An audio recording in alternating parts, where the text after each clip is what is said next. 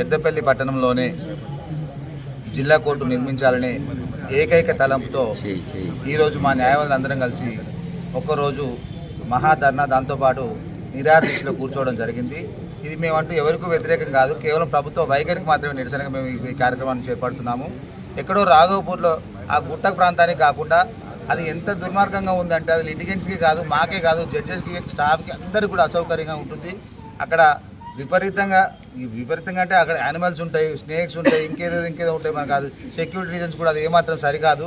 కాబట్టి ప్రభుత్వం వాళ్ళు వెంటనే స్పందించి ఆ రాఘవపూర్లో ఏదైతే స్థలాన్ని కేటాయించిందో అది ఇమీడియట్గా రద్దు చేసి పెద్దపల్లి పట్టణంలోనే కోర్టు ఏర్పాటు చేయాలని చెప్పేసి మేము స్పష్టంగా డిమాండ్ చేస్తాను. ఆ ఏకైక ఎజెండాతో మాత్రమే ఈరోజు మేము ఈ ధర్నా కార్యక్రమం చేపడతా ఉన్నాము. అదేవిధంగా మా మధ్య న్యాయవాదుల మధ్య చిన్న సమస్యలు ఏర్పడినప్పుడు బార్ కౌన్సిల్ దాకా పోతే కూడా బార్ కౌన్సిల్ వాడు స్పష్టమైన ఒక హైకోర్టుకు సూచన చేయడం జరిగింది.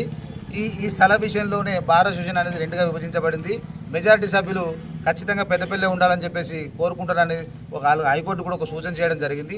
అది ఇవన్నీ కూడా దృష్టిలో పెట్టుకొని పెద్దపల్లిలోని జిల్లా కోర్టు ఏర్పాటు మేము ప్రభుత్వాన్ని సూచన చేస్తూ ఉన్నాము, రిక్వెస్ట్ చేస్తూ ఉన్నాము.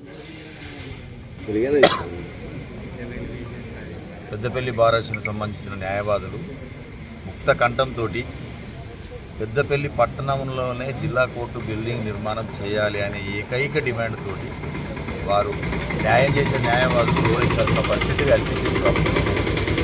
ఇక్కడ రాఘవపూర్లో దాదాపు 7 కిలోమీటర్ల దూరంలో కూడా మెయిన్ రోడ్ నుంచి ఇంకొక 2 కిలోమీటర్ల దూరంలో కూడా ప్రజలకు కానీ లిటిగెంట్స్కి కానీ న్యాయవాదులకు న్యాయమూర్తులకు కోర్టు స్టాఫ్కు బాగా అసౌకర్యంగా ఉంటుందనే ఉద్దేశంతో పట్టణంలోనే కూడా 2-3 ఐడెంటిఫై చేసిన ల్యాండ్స్ ఉన్నాయి. వాటిలో కూడా నిర్మాణానికి అనుమతి ఇవ్వాలనే డిమాండ్ చేస్తున్నాం. ఈరోజు మా యువ న్యాయవాదులు అయితే ఈరోజు అమర నిరాదీక్ష చేస్తామంటూ కూర్చోడానికి కూడా సిద్ధమైనరు. కాకపోతే ముందస్తుగా ఒకరోజు మహాధర్నా నిరాదీక్ష చేపట్టి దీని తర్వాత తదుపరి కార్యాచరణ ఏంటి అంటే 22వ తారీఖు నుండి మా న్యాయవాదులు పూర్తి అమర నిరాదీక్ష చేయడానికి కూడా సిద్ధంగా ఉన్నారు. పెద్దపల్లి పట్టణంలో కోర్టు నిర్మించేంత వరకు దేనికైనా ఎంతటి త్యాగాలకైనా సిద్ధమై ఉన్న న్యాయవాదుల యొక్క ఐక్యత వర్ధిల్లాలి. దీనికంతా మీ మీడియా మిత్రులు అందరూ దీన్ని విస్తృతంగా ప్రచారం చేసి మాకు కూడా మీ సహాయ సహకారాలు అందిస్తారు. ఈ న్యాయం అనేది మా ఒక్కల కొరకు కాదు, ఈ న్యాయవాదులు అనేది మేము ఒక 10 సంవత్సరాలు ఉంటాం పోతాం కావచ్చు. లిటిగెంట్స్ గురించే మా యొక్క ఆలోచన. లిటిగెంట్స్ అంటే ఈరోజు నేనే నా తరఫున కూడా లిటిగెంట్గా మేము ఉండే అవకాశం కూడా ఉంటుంది కావచ్చు. అందుకంటే లిటిగెంట్స్ని దృష్టిలో పెట్టుకొని మేము ఈ పోరాటం చేస్తున్నాం తప్ప ఎవరి స్వార్థం గురించో ఆలోచిస్తలేరు. న్యాయవాదులు అనేది స్వార్థం లేదు. అక్కడ కడితే స్వార్థం ఉంటుందని ఎవరన్నా అనుకుంటే అది మాకు సంబంధం లేదు. కానీ ఈ నిస్వార్థంగా పట్టణంలో ఉండాలనే ఏకైక డిమాండ్ తోటి ధర్నా చేస్తున్నాం. దీని అందరికీ న్యాయవాదులు అందరూ ముక్త కంఠంతో ఏకతాటిపై నడుస్తున్నారు తప్ప ఇందులో ఎవ్వరికీ రాఘవపూర్ ఇవ్వాలి అనే ఉద్దేశం ఎవ్వరికీ లేదు. ఇక్కడ ఏ న్యాయవాది కూడా రాఘవపూర్ పోవాలనే ఆలోచనతో లేరు. కాబట్టి మా యొక్క న్యాయవాదుల ఐక్యత వర్ధిల్లాలి, మీ సహాయ సహకారంలో మాకు అందించాలి. ఇదే డిమాండ్ తోటి దీన్ని విస్తృతం చేస్తామని అది చెప్తున్నాం.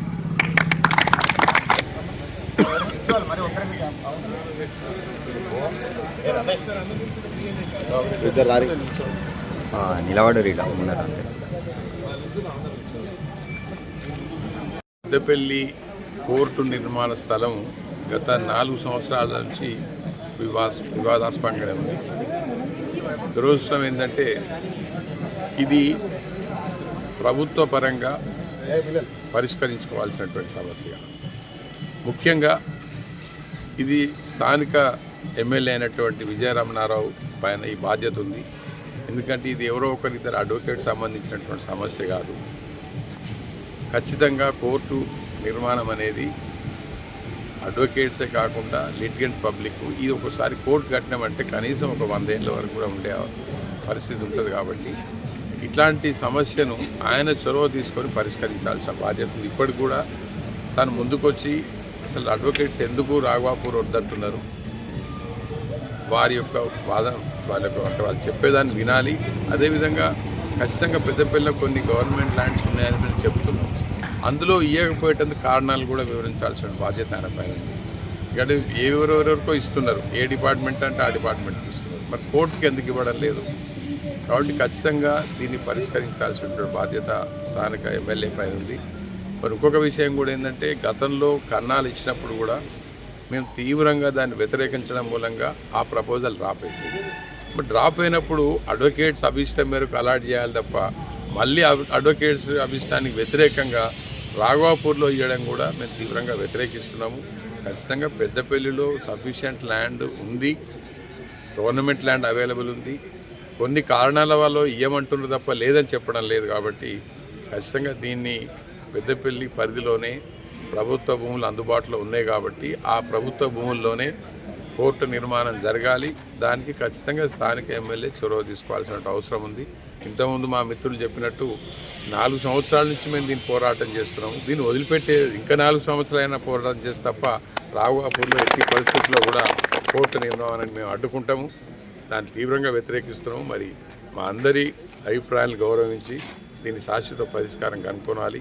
మాకు హైకోర్టు పైన కూడా, ఎందుకంటే హైకోర్టు వాళ్ళు స్పష్టంగా చెప్తున్నారు గవర్నమెంట్ ఎక్కడ ల్యాండ్ అలాట్ చేస్తే అక్కడ మేము కన్స్ట్రక్ట్ చేస్తాం అంటున్నారు.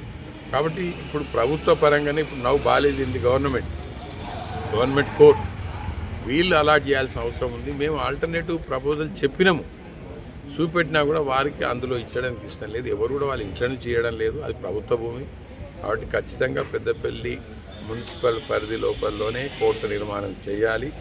అది సాధించుకునేంత వరకు మా న్యాయవాదులు మా యొక్క నిరసన కానీ మా ఉద్యమాన్ని కానీ మేము కొనసాగిస్తాం.